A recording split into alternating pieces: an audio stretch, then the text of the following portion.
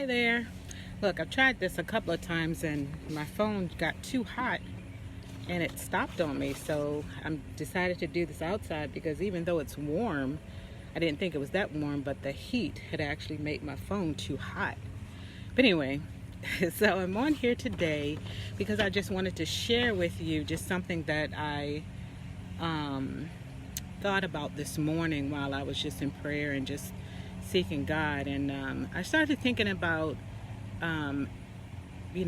growing up as a Christian, and a lot of us grow up as Christians, and we learn that God lives inside of us.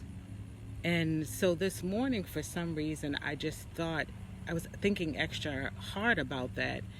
And, I've thought about it definitely before, but this morning it just was on my mind in a slightly different way, because I thought about, if God is in me, what experience is he actually getting from my life? I mean, if he were to write about his experience living through me, what actually would he write? I mean, this is God Almighty, the God that created everything, the God that can do anything, and he's inside of me. What am I doing with that power? What am I doing with that abundance? I mean, all this love. And so I thought, is he enjoying himself or is he bored? And I thought, how much am I limiting him? Because actually, I'm his only limitation when he's trying to work through me. A couple of weeks ago, my grand twins, Aziz and Jay, came over. They're 6 years old. And Jay always asks every time, when they come over, to ride their bikes. And I can't always get their bikes down because they're normally hanging in the garage. But this particular day, my husband got the bikes down for them. And they were riding up and down the sidewalk. And Aziza was fine. But Jay, he would ride up and down the sidewalk, go back and forth. And sometimes he would go really fast. And then he would, slow up. And sometimes he would drive up into someone's driveway. And then he would come out. Sometimes he would drive up in someone's driveway and come out so fast that, he had to really be careful that he wouldn't ride in the street, go in the street.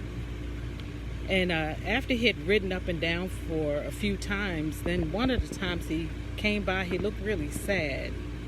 And I said, Jay, what's wrong? And he said, nothing.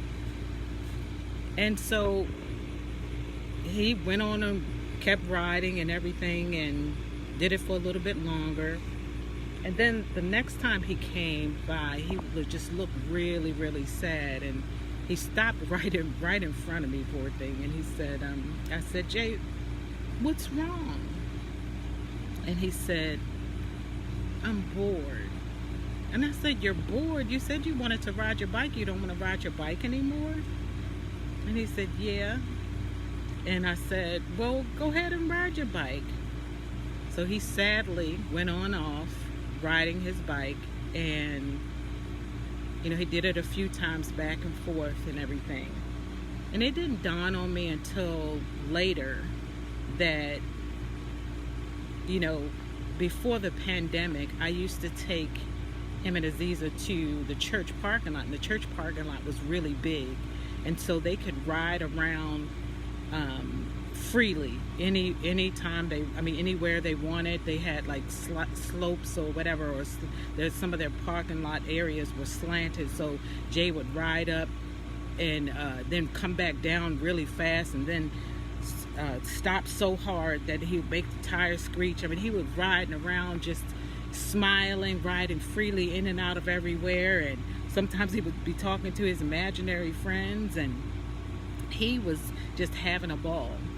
So after he rode, like that, I mean, he was just having the best time of his life.